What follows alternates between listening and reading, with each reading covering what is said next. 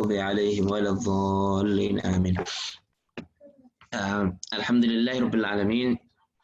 Hari ini kita bisa bertemu kembali di pagi ini. Insya Allah masih membahas tentang syafaat. Kemarin membahas syafaat sudah sampai mana kemarin, Bu? Saya ingin lihat catatan murid-murid saya. Bu Nur, catatannya sudah sampai mana?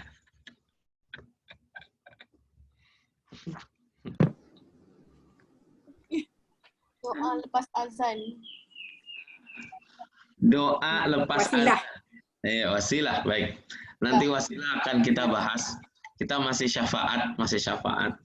Nanti ada bab tawassul atau bab tabarruk. Ya, begini, syafaat ini hebat sekali, Masya Allah. Nabi Muhammad itu tidak pernah melakukan dosa, tapi memikirkan orang-orang yang berdosa. Sementara kita yang berdosa tidak pernah memikirkan dosa-dosa kita. Malah terkadang orang yang melakukan dosa, dia tidak pernah memikirkan dosanya sendiri. Tapi Nabi Muhammad ini memikirkan dosa orang-orang yang berdosa. Padahal Nabi Muhammad tidak pernah melakukan dosa. Bahkan kemarin kita melihat bahwa Rasulullah SAW seharusnya masuk surga yang pertama. Nabi harusnya masuk surga pertama. Tapi ternyata Nabi menjadi orang yang terakhir masuk surga. Untuk apa? Untuk menyelamatkan umatnya. Jadi di awal Nabi sudah ditunjukkan, wahai ya Rasulullah, wahai Muhammad, itu surgamu surga Firdaus. Tapi Nabi Muhammad mengatakan, aina ummati, mana umatku? Yang dicari umatnya. Nabi Muhammad tak masuk surga dulu. Dia cari umatnya, mencari kita, Bu. Kita dicari. Nah, ternyata ya, kalau dari cerita itu Nabi Muhammad menjadi orang terakhir masuk surga. Buat siapa beliau menjadi orang yang terakhir? Ya buat kita semua. Kita suka mendengar nih ya, perkataan sahabat Umar kalau tidak salah. Nabi mengatakan begini, Nabi Muhammad. Kalau umatku kenyang, biarlah saya menjadi orang yang terakhir untuk merasakan kenyang itu. Kalau umatku lapar, akulah yang harus menjadi orang pertama merasakan lapar itu. Ini ada yang lebih dahsyat lagi. Kalaulah ada surga, kenikmatan terbesar bagi manusia, maka biarlah aku menjadi orang terakhir yang masuk surga ini. Nabi Muhammad masuk surganya terakhir. Buat siapa? Buat menyelamatkan umatnya. Maka ini luar biasa sekali ya. Jadi guru saya mengatakan, Nabi Muhammad tidak pernah melakukan dosa, tapi memikirkan orang-orang yang berdosa. Padahal orang-orang yang berdosa itu terkadang tidak beristighfar, tidak mau taubat, dan tidak merasa dirinya berdosa. Nah, apa yang dijadikan alat Nabi Muhammad kemudian mendapat syafaatnya Allah Subhanahu wa Ta'ala? Ternyata Nabi Muhammad mengatakan, fa'akhirul lahu sajidah. Kemudian di akhirat aku tersungkur, kata Nabi Muhammad. Tersungkur, menempelkan keningnya, bersujud di hadapan Allah Subhanahu wa Ta'ala.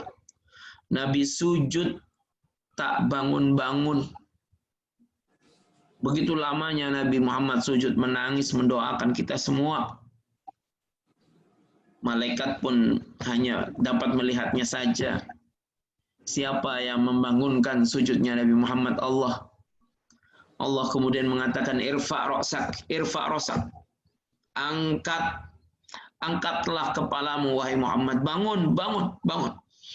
Wasal tu'ta. Engkau mintalah padaku, aku akan beri. Washfa'tu syafa'. Kamu boleh tolong beri syafaat. Aku akan beri syafaat, kata Allah Subhanahu wa taala. Jadi apa yang dijadikan alat Nabi untuk meminta kepada Allah? Nabi sujud. Allah ketika melihat Nabi Muhammad sujud, karena Nabi Muhammad adalah makhluk yang paling dikasihi oleh Allah Subhanahu wa taala, Allah pasti mengijabah doanya Nabi Muhammad sallallahu alaihi wasallam. Berkaitan dengan syafaat ini ada sebuah hadis. Nabi Muhammad mengatakan, kullu nabiyyin da'watun mustajabah. Setiap nabi itu punya doa yang mustajab. Doa yang terkabul, doa yang dijawab oleh Allah Subhanahu wa taala. Fata'ajjala kullu nabiyyin. Semua nabi itu doanya sudah dikabulkan semuanya di dunia. Nabi kemudian mengatakan, wa inni ikhtaba'tu. Sedangkan aku, sesungguhnya aku, kata Nabi Muhammad, ikhtaba'tu. Aku menyimpan dakwati, doaku.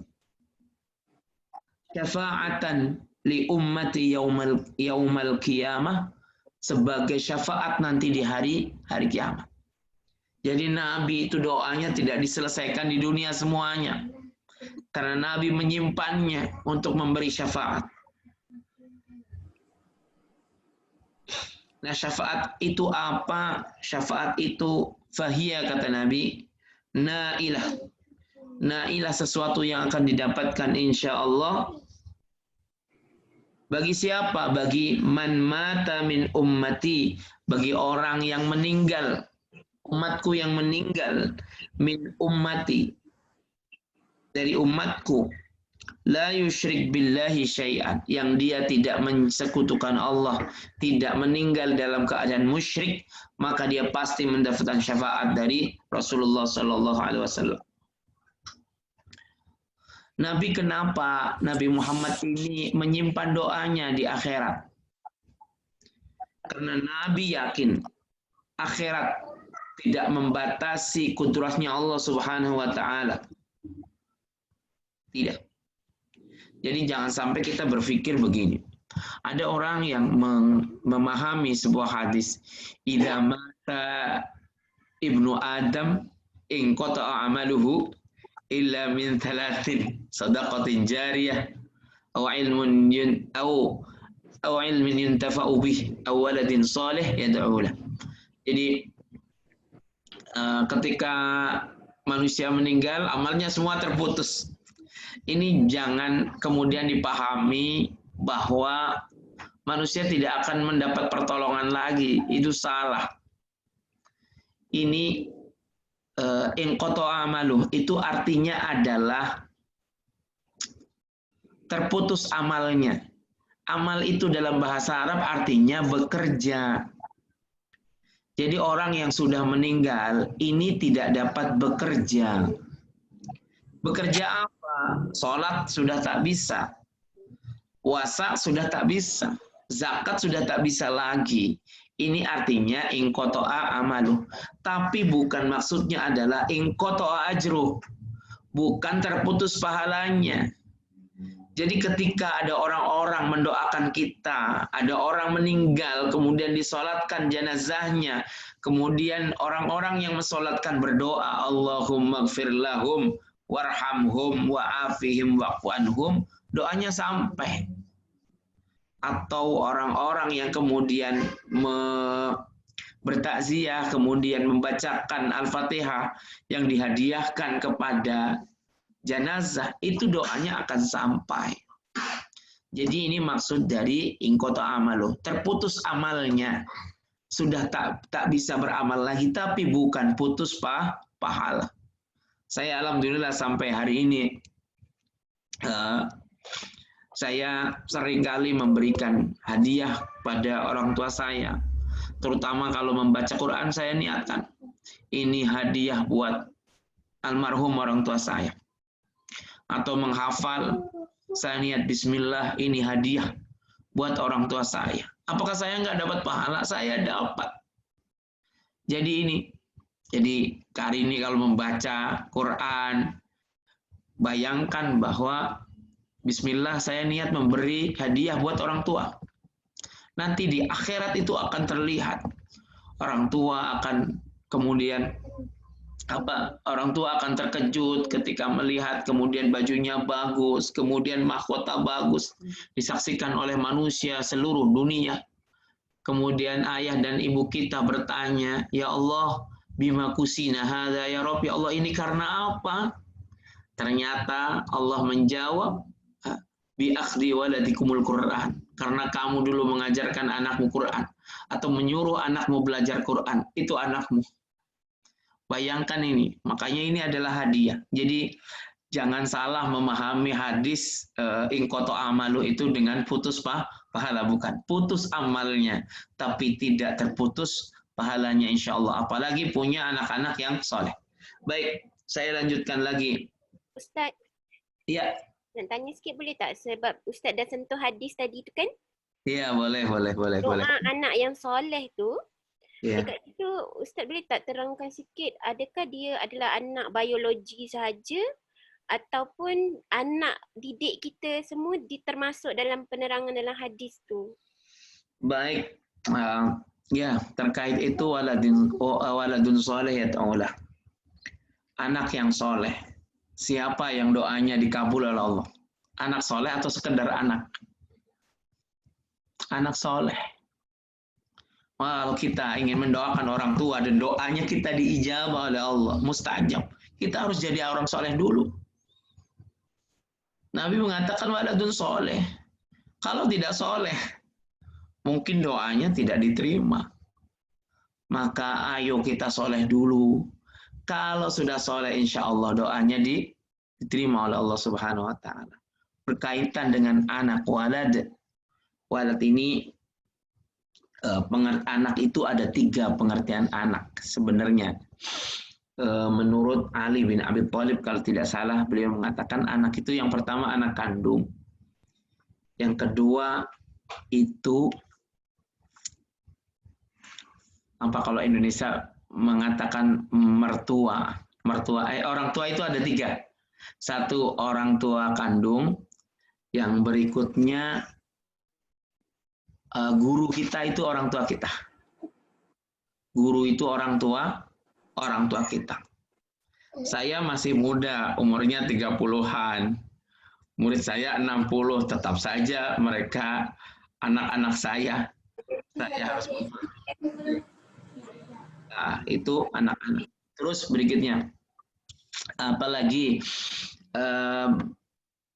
yang ketiga orang tua kita itu adalah orang tua dari pasangan kita. Kalau orang Indonesia menyebutnya mertua. Tak tahu kalau di Malaysia sebutnya apa? Mertua sama. Oh sama. Ya, mertua. Itu mertua juga orang tua kita. Meskipun kalau secara nasab itu ada orang tua susuan. Kayak Nabi punya ibu. Ibunya namanya Halimatus Sa'diyah. Itu ibunya Nabi. Karena dia menyusui Nabi. Atau Nabi ketika pulang, Nabi Muhammad pulang dari Madinah mengunjungi makam ayahnya bersama Ibunda Aminah. Ibu Aminah kemudian meninggal kan di Abwa. Nabi pulang dengan perempuan yang bernama Ummu Aiman. Nah, Nabi mengatakan, ini adalah ibu setelah ibuku. Ummu Aiman. Jadi, perempuan yang kata Nabi adalah perempuan ahli surga ya. Ini Ummu Aiman. Ummu Aiman. Jadi, ibu ini kan tidak terbatas ibu kandung. Memang secara kewajiban, kalau secara fikih ini ibu kandung. Tapi kalau secara akhlak, maka ada guru kita yang merupakan orang tua kita, terus mertua yang merupakan orang tua kita juga. Ya itu, saya lanjutkan berkenaan dengan syafaat. Nabi Muhammad mengatakan dalam hadisnya, atani atin. ada seorang malaikat mendatangiku, kata Nabi, min indi Rabbi, karena diutus oleh Tuhanku. Fatakhayyarani baina ayyudkhila nisfa ummati al-jannah wa baina syafa'ah. Kemudian malaikat tadi memberikan pilihan kepada Nabi Muhammad. Kau mau memilih memasukkan setengah umatmu masuk surga atau memilih syafaat? Kalau mau setengah umatmu masuk surga, aku kasih. Atau engkau memilih syafaat? Terus Nabi, fakhtartu syafa'ah, aku memilih syafaat.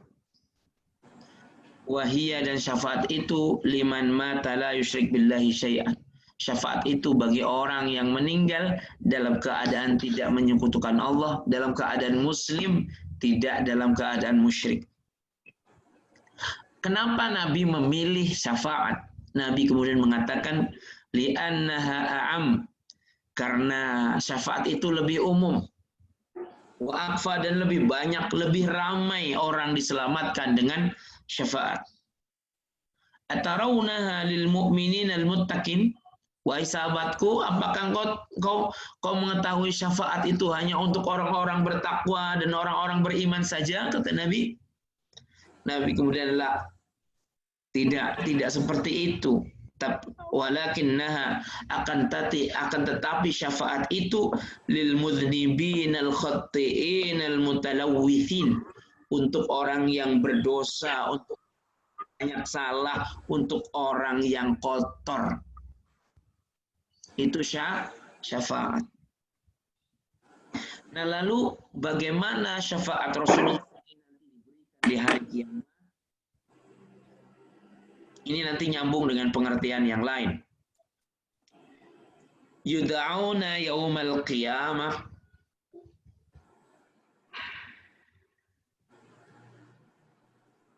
umatku akan dipanggil di hari kiamat.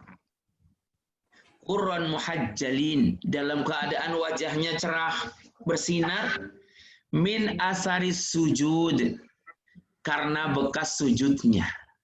Karena bekas sujudnya. Jadi bekas sujud itu sebenarnya bukan yang di sini hitam. Bukan. Karena kalau orang Afrika itu semua keningnya hitam. Tak ada hitam-hitamnya. Orang India sudah hitam. Hitam. Bukan itu yang dimaksud oleh Rasulullah. Karena itulah nanti cahaya itu akan terlihat. Sahabat-sahabat bertanya, ya Rasulullah, bagaimana engkau mengenali umatmu nanti di hari kiamat?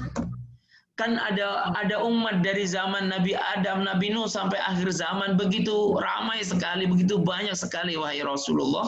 Bagaimana engkau mengenali umatmu? Nabi kemudian mengatakan, min asaris sujud, karena bekas sujudnya.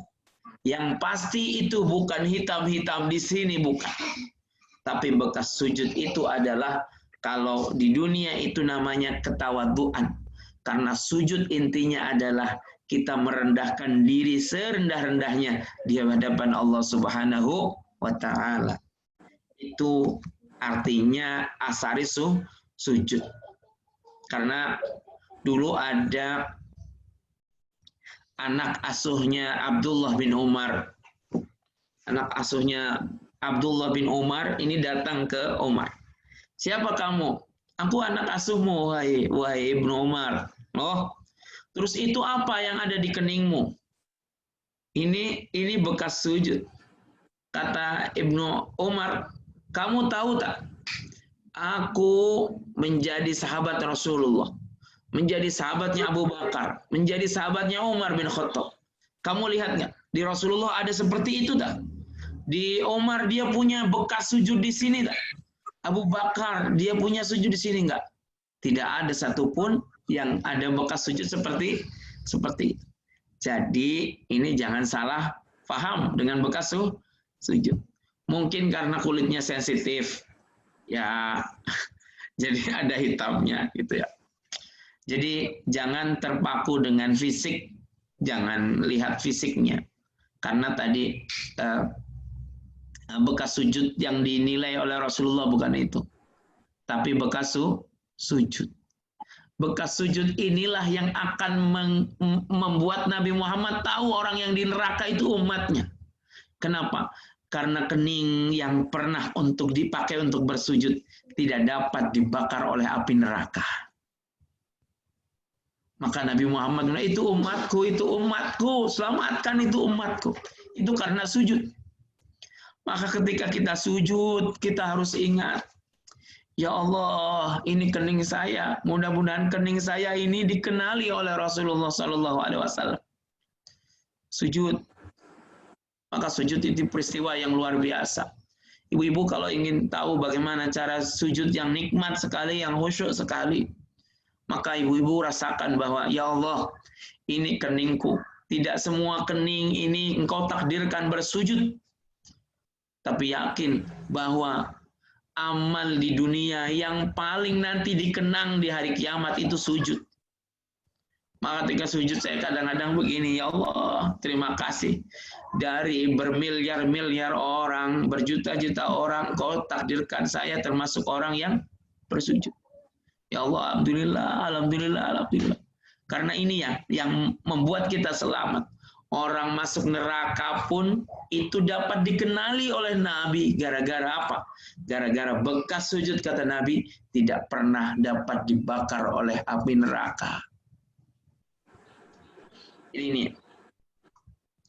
Baik, ini tentang syafaat. Masih panjang pembahasan tentang syafaat Rasulullah Sallallahu Alaihi Wasallam. Sebentar saya buka kitabnya lagi. Kemarin sudah di hadis kalau tidak salah. Pak. Ya. Minta maaf, mau mencelah. Oh, boleh. Minta maaf, Pak. Ya. Tadi min asari sujud tadi. Ya. Ke tawaduan. Tawaduk lah maksudnya kan? Ya. Itu maksudnya Nabi akan mengenal siapa yang banyak sujudnya. Ya. Macam tu, Pak. Iya, benar. Itu yang dimaksudkan dengan tawaduk dekat situ. Ya. Ya, tawaduk tuh orang sujud itu jiwanya jiwa sujud. Mentalnya mental sujud. Jadi ia mestinya merendahkan diri. Orang mengucapkan Allahu Akbar itu kalau orang yang suka bersujud, bukan kemudian untuk merendahkan orang lain. Karena ada orang yang menyerang sesama muslim kemudian mengatakan Allahu Akbar begitu. Terus jiwanya jiwa marah. Ucapan Allahu Akbar untuk menghukum saudaranya sendiri. Ini bukan tawadhu. Orang tuh selayaknya mengatakan Allahu Akbar itu kagum. Allahu Akbar itu artinya adalah sebesar apapun masalah kita masih ada Allah yang maha besar. Sebesar apapun musuh kita masih ada Allah yang maha besar. Jadi ini menjadi nangis, bukan menjadi sombong dengan mengatakan Allahu Akbar. Jadi ini namanya atharus sujud. Jadi tawadhu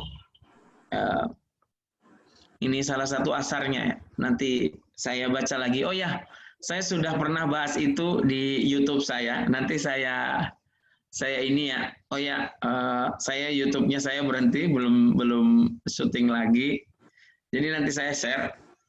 Silakan jangan lupa subscribe supaya umat ya. Saya insya Allah konten untuk YouTube saya ini adalah membahas tentang ajaran Islam yang disalahfahami, termasuk diantaranya tentang bekas sujud. Jadi saya akan konsentrasi untuk itu,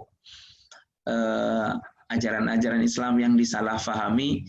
Insya Allah akan saya bahas. Saya niat itu sebagai pencerahan karena banyak orang kita yang kemudian mensalahfahami ajaran-ajaran Islam gitu.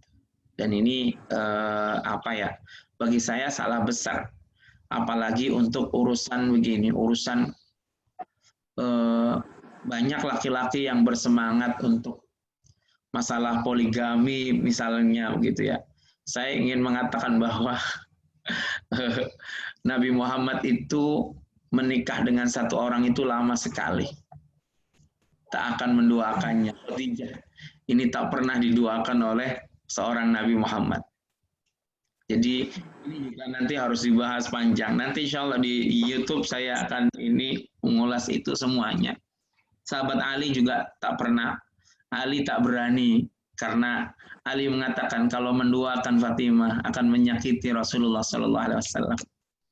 Jadi ini yang memang hadis-hadis yang ini yang sepertinya harus diungkapkan sebenarnya untuk teman-teman yang seolah-olah begitu gitu.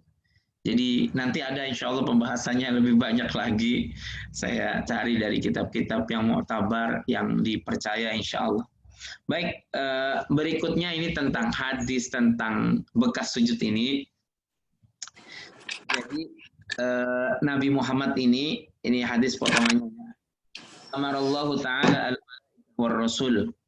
Allah mengutus para malaikat dan para rasul antusyaffa' supaya mereka memberikan syafaat. Faya'rifuna bi'alamatihim. Mereka tahu alamatnya.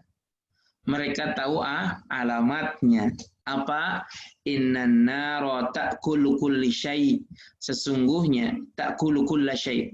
Sesungguhnya api di neraka itu memakan semuanya dimakan. Seluruh tubuh akan dibakar oleh api neraka. Illa mawdi'as sujud, kecuali tempat sujud. Ini tidak akan pernah dibakar oleh api neraka.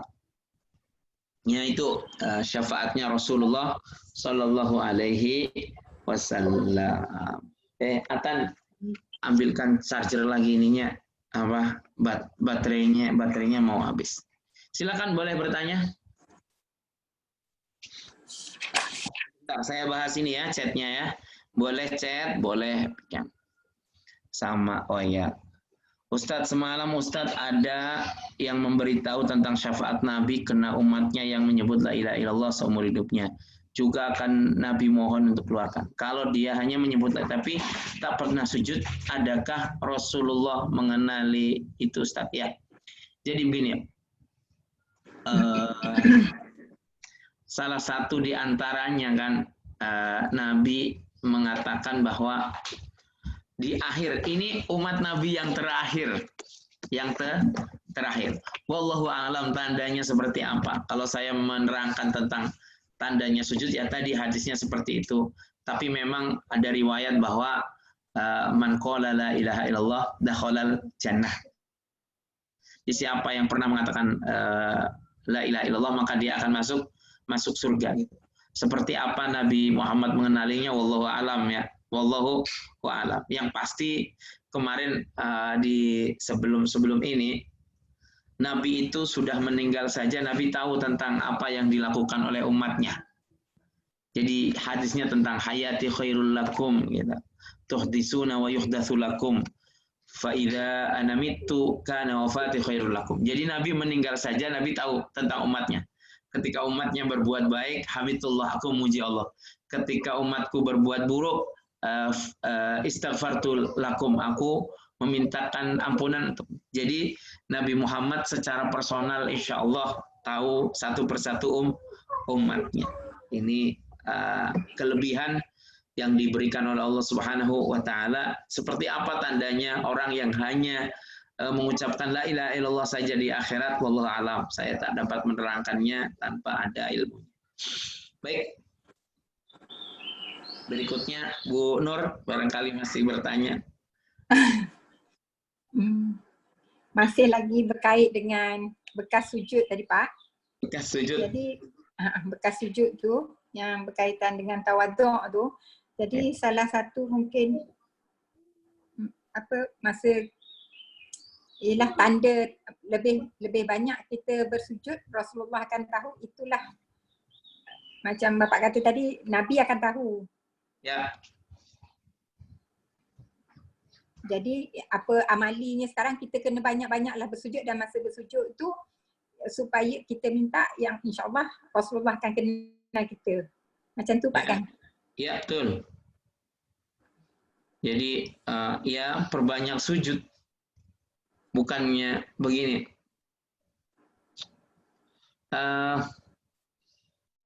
Sholat itu salah satu amal yang utama itu kan sujud. Maka terkadang Allah mengatakan sujudlah bersama orang-orang yang sujud.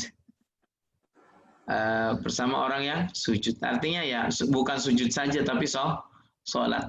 Wasta'inu bis-sabri was-shalah. Minta pertolonganlah dengan kesabaran dan sholat. Artinya doa terbaik ya dengan sujud kita.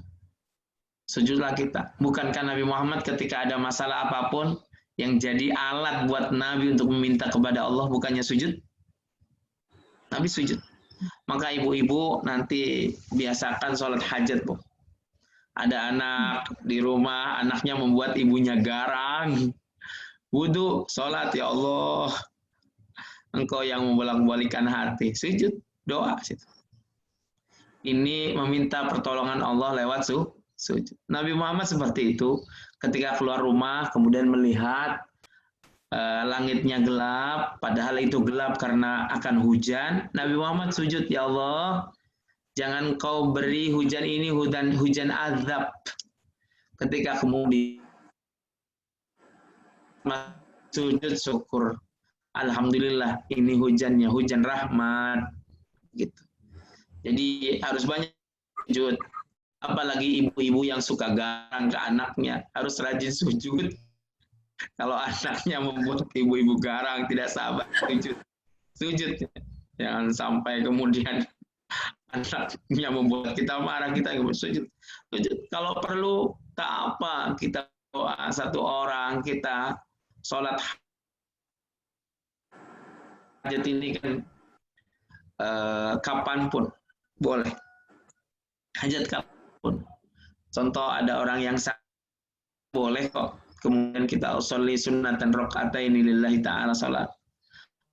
Kita, ya Allah sembuhkan, ya Allah sembuhkan, itu boleh. Itu namanya sholat hajat. Sujud. Mudah-mudahan saya juga sujudnya banyak ya. Saya rokaat. Mudah-mudahan Ibu Lela lebih banyak lagi sujudnya karena usianya sujud yang memang harus banyak-banyak. Entahlah. Baik. Silakan, ada lagi pertanyaan? Iya, saya salahnya begini. Pernah ada orang yang mengatakan engkau Muslim. Iya. Kenapa tak ada bekas sujud di sini? Itu orang. Saya lupa orang mana. Dia bertanya, engkau Muslim, kok tidak berjenggot panjang? Gitu. Ya, kalau bekas sujud ya terserah karpet. Kalau karpetnya bagus, insya Allah mulus. Tapi karpetnya kalau sekarang kan karpetnya bagus-bagus, sajadahnya bagus-bagus, halus. Insya Allah tak apa. Ustadz, boleh kongsikan tak ketika sujud, apa amal yang terbaik ketika sholat kan? Dari Ibu Azian. Jadi begini, ketika sujud, doa apapun, kalau doa menggunakan bahasa Indonesia atau bahasa Melayu, simpanlah doa itu dalam hati. Tapi kalau bahasa Arab boleh. Kenapa? Karena ini apa ya? Ini aturannya memang bahasa Arab. Bahasa Arab. Jadi kalau minta seperti itu, minta Bu, sebanyak-banyaknya, seideal-idealnya. Ya. Jadi bacaan Quran sholat lebih baik. Tapi ya kalau Qur'annya, ayat Qur'an ini ditadaburi itu lebih baik. Karena begini, orang-orang berlomba untuk khatam sebanyak-banyaknya. Salah, itu baik. Tapi sebenarnya kalau yang disebut tadabur,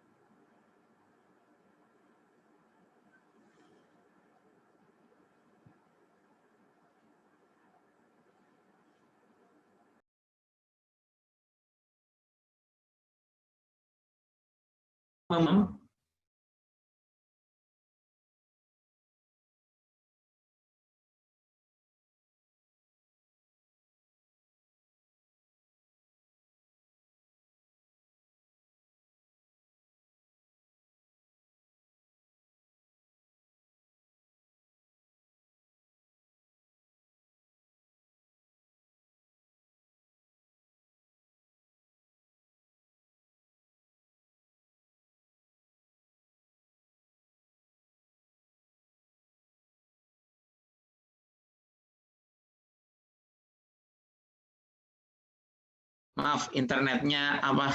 Internetnya low. Tadarus ini artinya saling ya, saling memahami. Maka kita harus pahami juga, sahabat Nabi itu tidak beranjak dari satu ayat ke ayat lain sebelum dia paham dan mengamalkannya. Jadi jangan seperti sekarang berlomba menghatamkan banyak-banyak, tapi artinya tak dipahami. Ini juga tidak benar, tidak benar. Maka bismillah, coba saya nak tanya. Insya Allah kalau saya tanya orang-orang di sini sudah pernah hafal Quran, pasti jawabnya sudah. Saya bertanya, sudahkah ada yang pernah menghatamkan terjemah Quran? Terjemah saya. Bu Nur sudah pernah hatam terjemah, Bu Nur? Kak Rini pernah hatam terjemah tak? Enggak pernah kan? Oh, Ibu Kamalia pernah, alhamdulillah. Sekarang saya tanya, pernah nggak hatam membaca tafsir Quran? Pasti tak pernah. Saya alhamdulillah masa kecil saya beruntung sekali. Saya membaca tafsir 30 juz dalam 20 hari hatam. 20 hari. Jadi tafsir itu lebih banyak. Saya tafsir Jalalain itu selesai biasanya Ramadan itu 20 hari. Itu saya duduk dari setelah subuh nanti sampai asar dengan guru saya, alhamdulillah. Jadi ini jadi pengalaman.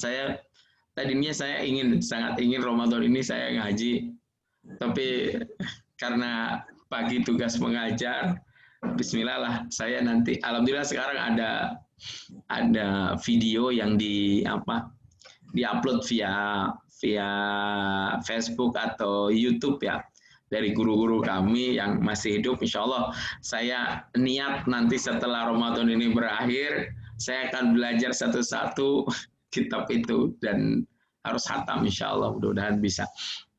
Ya itu ya. Baik, hari ini harus jangan sampai seumur-umur nggak pernah hatam terjemah. Katanya Quran petunjuk. Bagaimana memberi petunjuk kalau artinya tak tahu? Nah, kalau sekedar zikir mah biasa zikir. Oh, sekarang kan banyaknya seperti itu. Qurannya menjadi zikir saja. Para hafiz Quran ketika ditanya itu artinya apa? Tak tahulah. Dia cuma kemudian yang dibesar-besarkan, kamu harus hafiz Quran gitu. Doanya hafiz Quran saja. Ini kan sayang sekali. Ulama-ulama dulu itu alim ya hafiz Quran. Sekarang hafiz Quran harus alim. Jangan kemudian sekolah berlomba-lomba menghafalkan sebanyak-banyaknya, kemudian ini menjadi menjadi jualan seperti barang yang didagangkan. Sekolah itu cuma 1 juz, di sini 3 juz, ini lebih baik. Bukan seperti itu. Kalau seperti itu, rumah Qur'ani ini nasibnya rumah Qur'ani punya saya. Kenapa? Karena saya mengajarkan ayat saja sepotong. Tidak penuh. Wasulhu khair, la yaskhar qaumun min qaumin. Tapi bagi saya, ini ayat sepotong saja harus menjadi hidayah buat anak-anak. Jangan kita suruh banyak anak menghafal, tapi dia tidak paham. Maka ini yang dilakukan oleh Bu Nuraila. Bu Nuraila ngajarnya tak banyak. Wasulhu khair, sedikit sekali. Innamal mu'minuna ikhwa. Itu yang waktu saya ke Malaysia saya ajarkan itu. Ya tak banyak ayatnya. Tapi itu. Saya mengatakan begini, kalau ibu-ibu ingin punya anak-anaknya punya akhlak yang baik, sudahkah mengajarkan ayat-ayat akhlak pada anaknya? Belum. Alhamdulillah, saya tuh saya tuh tadinya mengajar anak akhlak, ayat akhlak itu di sekolah muridnya usia 6 tahun. Setelah itu saya cari yang lebih kecil lagi. Alhamdulillah. Ngajar anak 4 tahun, kemudian masuk 2,5 tahun masuk kelas saya, Allahu Akbar. Ya seperti itu. Kadang mengajar bau pampers. Karena anaknya ya masih gunakan pampers seperti itu gitu ya. Ya seperti itu. Oh ya, ini dari Azian. Ustadz share, Ustadz ayat-ayat pilihan yang Ustadz ajarkan. Itu bergululah dengan Bu Nuraila, insya Allah sama nanti di Sasu itu ayat-ayat sudah dibukukan ya Bu, insya Allah. Ya. Ya, insya Allah. Ya. Baik. Baiklah, ya baiklah, baik. Ya, ada pertanyaan lagi boleh karena saya datangnya terlambat tak apalah sekarang. Kalau ada lagi dari ini syafaat besok. Kalau di Malaysia sering ada tawasul tak? Tawasul. Tahu tak Bu? Ustaz, ada di sini tawasul kat kubur. Oh ya, nanti besok insya Allah kita terangkan tentang tawasul ya. Baik. Tawasul dekat kubur ya. Nanti tawasul nanti kita akan ajarkan besok biar babnya tidak tawasul dengan salawat, benar juga tawasul dengan salawat. Nanti kita cerita tentang bab tawasul ya. Nanti ada bab tabarruk. Tabarruk itu mencari berkah dengan Rasulullah SAW. Bagaimana caranya nanti kita terangkan di hari ini masih tentang syafaat. Pak, satu Pak. Satu silakan. Semalam yang mengenai apa tu? Kata seorang ulama tu, saya tidak mengandalkan amalan saya, tapi mengandalkan kepada kepada amalan berselawat. Macam tu ke? Seolah betul ke Pak? Macam tu? Betul ya? Jadi yang ya, silakan. Jadi yang saya faham, kita punya amalan terlampau sikit dan belum tentu diterima, tapi kita perbanyakkan selawat kita mengharapkan dengan selawat tu nanti Rasulullah memberi syafaat. Macam tu ke Pak? Ya, betul. Umat kata.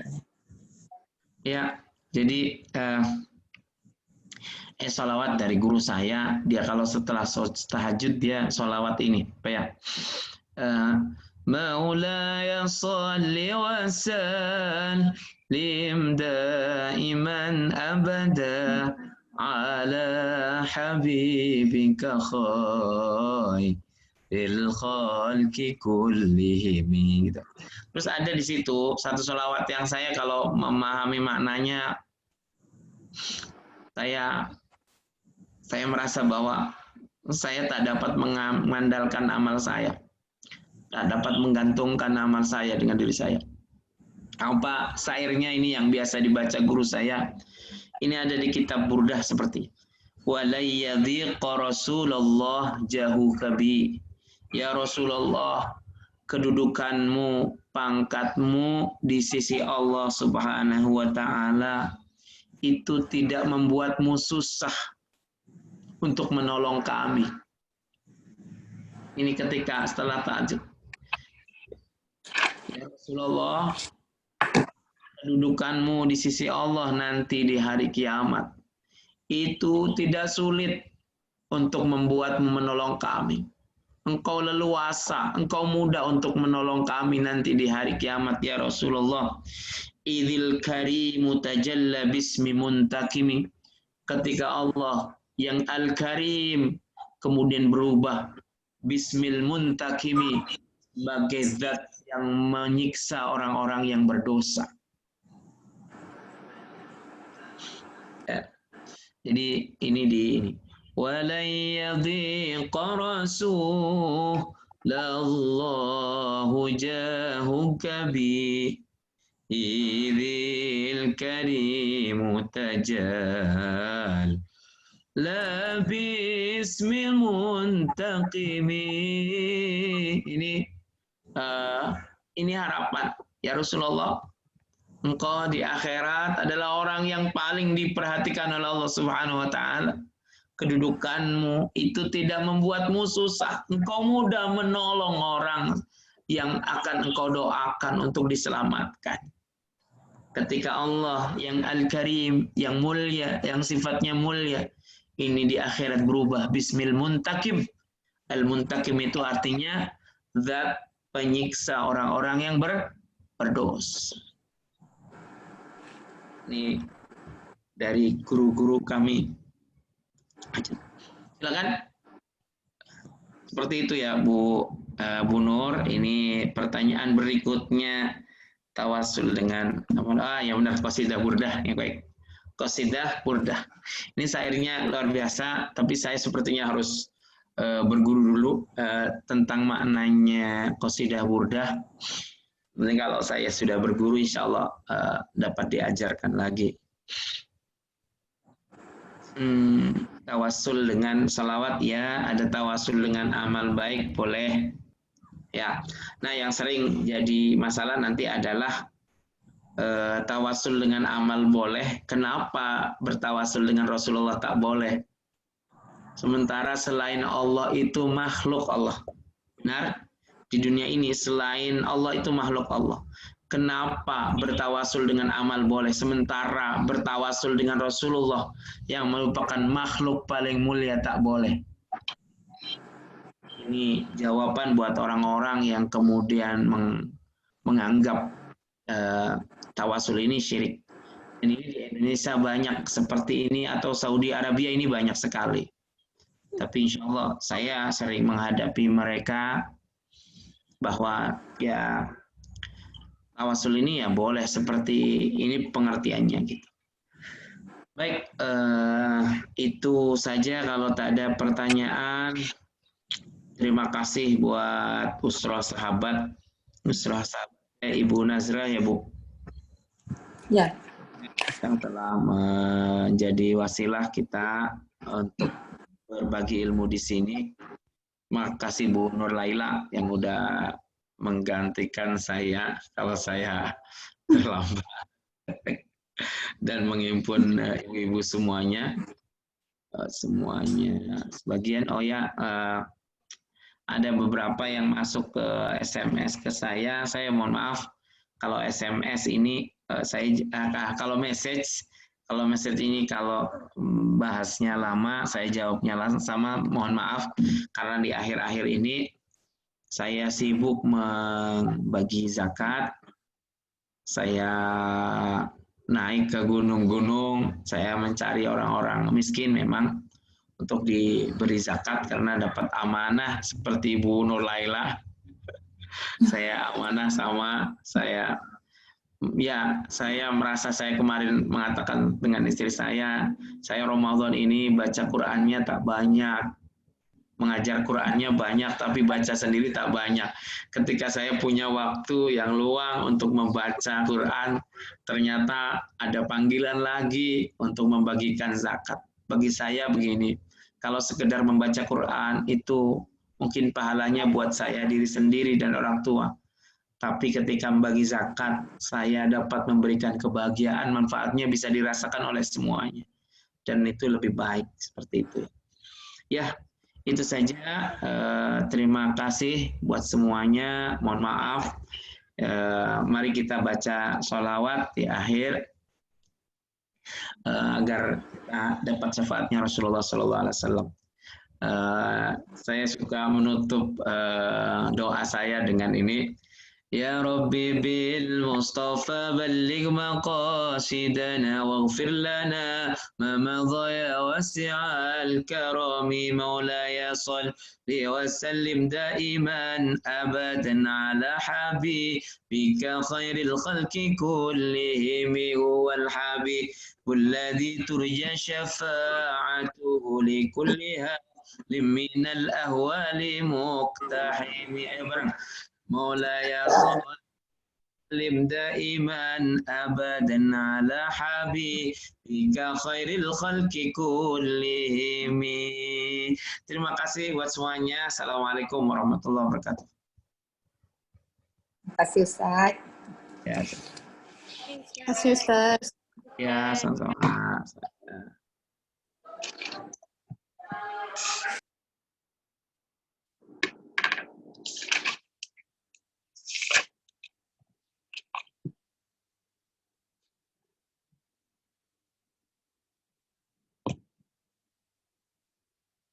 Syukur.